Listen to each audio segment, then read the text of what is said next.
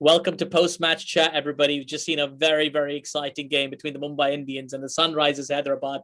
The ninth game of this year's IPL was possibly the most exciting. The comeback from the Mumbai Indians was extraordinary. They were only defending 150. They managed to keep it. They managed to keep themselves in the game despite a really big opening partnership from the Sunrisers Hyderabad, and yet the Mumbai Indians win by 13 runs. The Sunrisers lose their third consecutive game. To break it all down, I'm very pleased to be joined from the Sports Yari YouTube channel by Shashank Yagnik. Shashank, first of all, congratulations on 100K followers, subscribers on YouTube for Sports Yari. Great news, great stuff, great crew. But what a match we've just seen. Like, I thought when Bairstow and Warner were batting together, it was going to be a foregone conclusion that Mumbai, उन्होंने तो जीतना ही जीतना था, sorry Sunrisers ने जीतना ही जीतना था. Exactly पहले सबसे पहले तो जो आपने 1 लाख हमारे 100K सब्सक्राइबर्स होने की फैमिली बढ़ने की आपने जो बधाई दी उसके लिए बहुत बहुत शुक्रिया. और बस ये प्यार है जो सारे व्यूअर्स का मिल रहा है. आई होप आपकी तरफ भी वो प्यार आएगा और उसके लिए सबसे पहले तो बहुत बहुत शुक्रिया. और जिस तरह से आपने बात करी मैच की, अगर बात करें तो जब बल्लेबाजी हो रही थी जॉनी बेस्टो और जब डेविड वार्नर बैटिंग कर रहे थे, उनकी जो पार्टनरशिप थी जब वो चल रही थी तो देख करके लग रहा था कि मैच निकलता जा रहा है मुंबई के हाथ से. लेकिन बस वो पार्टनरशिप ब्रेक हुई. उसके बाद फिर अगर आप देखेंगे तो फिर वो पार्टनरशिप 67 रन तक चली थी, जिसके बाद में फिर 90 से लेकर के 104 रन तक, 104 तक 3 विकेट गंवा दिए सनराइजर्स हैदराबाद ने. तो जो प्रॉब्लम जो लास्ट ईयर वो प्रॉब्लम फेस कर रहे थे, सेम प्रॉब्लम यहाँ पर आपको दिखाई दे रहा है, सेम इशू आपको यहाँ पर दिखाई दे रहा है, which is the middle order. बिल्कुल शशांक, बिल्कुल, your point is bang on यार. The middle order is a problem. उसकी तरफ हम वापस आते हैं. Let's start with the Mumbai Indians innings. So they seem to start okay, a little bit slow but okay. Rohit Sharma, Quinton de Kock, decent partnership. लेकिन उसके बाद वो थोड़े से हेल्ड बैक हो गए थे जब रशीद खान का स्पेल आया था. उसने सही फायदा उठाया इस चेन्नई की विकेट का. इस चेन्नई की विकेट पे बैटिंग करना अभी तक बहुत मुश्किल नजर आ रहा है.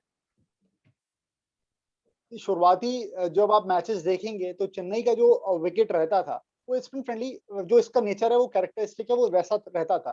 लेकिन जब से ये सीजन शुरू हुआ है तब से हमने ये चीज देखी है कि जो इनिशियल फेज है वहाँ पे पेसर्स को मदद मिली थी. जो टूर्नामेंट का इनिशियल फेज था मैं उसकी बात कर रहा हूँ.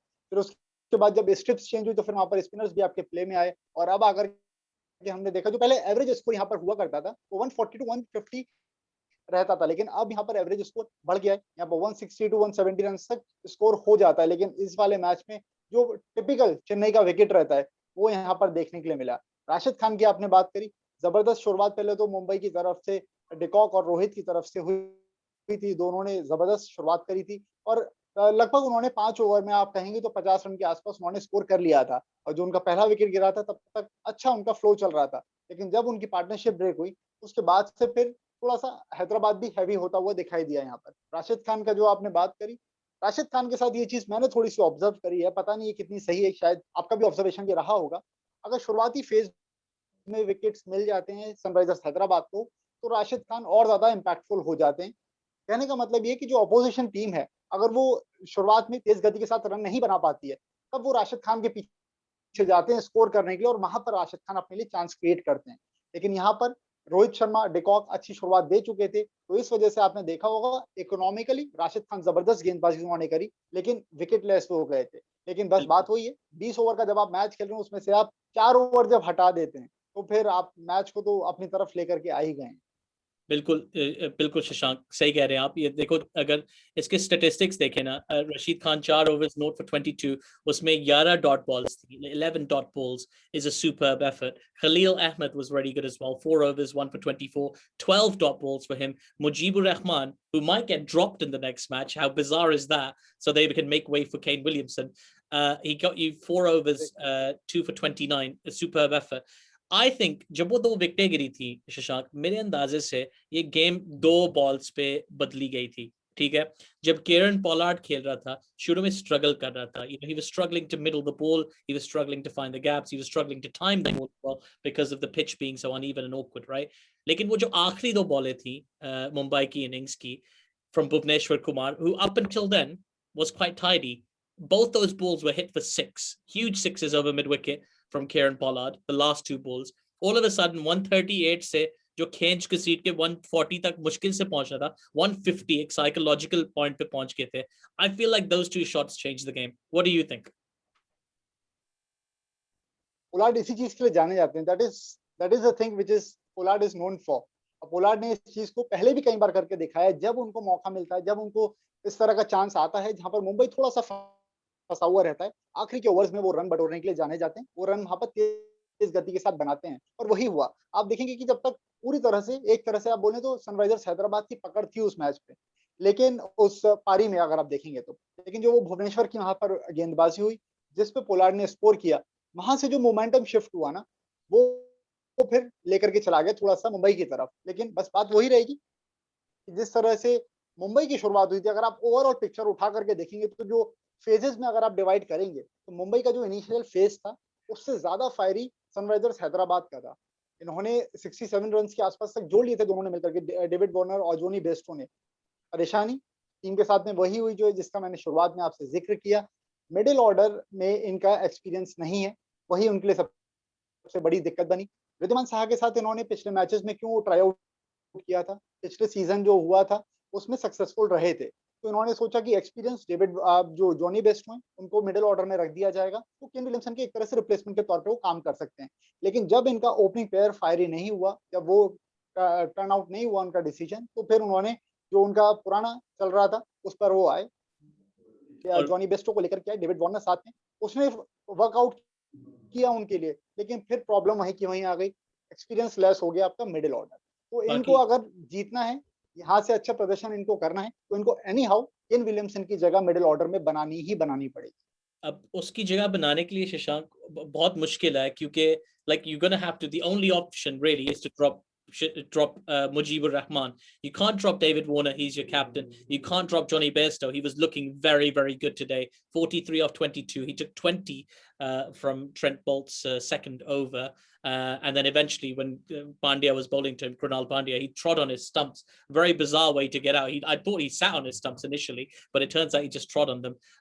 It was a disappointing dismissal for him. But you're right, that middle order, Manish Pandey, 2 from 7, not a great shot. Virat Singh, again, 11 from 12, first game, not a lot of experience. Vijay Shankar, he hit those 2 big sixes over mid-wicket. But other than that, he really did struggle to get the ball away. 28 of 25. Then Abhishek Sharma as well, 2 from 4. Abdul Samad looked a little bit out of his depth, got run out 7 from 8. It is a really, really brittle middle order. Like उस middle order में कोई ऐसा player नहीं है जो उनको guide कर सकता है.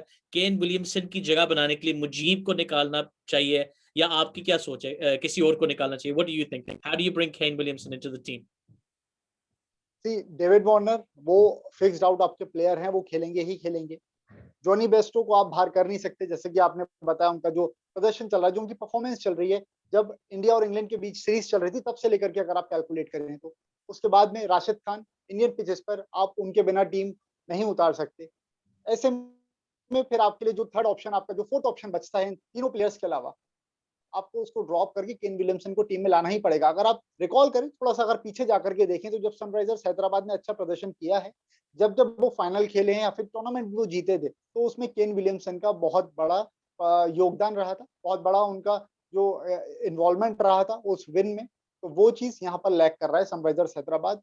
और ये 3 मैचेस हो चुके हैं, आपको जो मैचेस मिलते हैं 14 मैचेस आपको मिलते हैं, उसमें से 3 मैचेस आप गंवा चुके हैं ऑलरेडी. तो अगर अब तक अगर आप नहीं जागेंगे जो बोलते हैं, तो फिर परेशानी बढ़ती चली जाएगी. 4 चेंजेस करे थे लेकिन वो फेवर में नहीं गए सनराइजर्स हैदराबाद.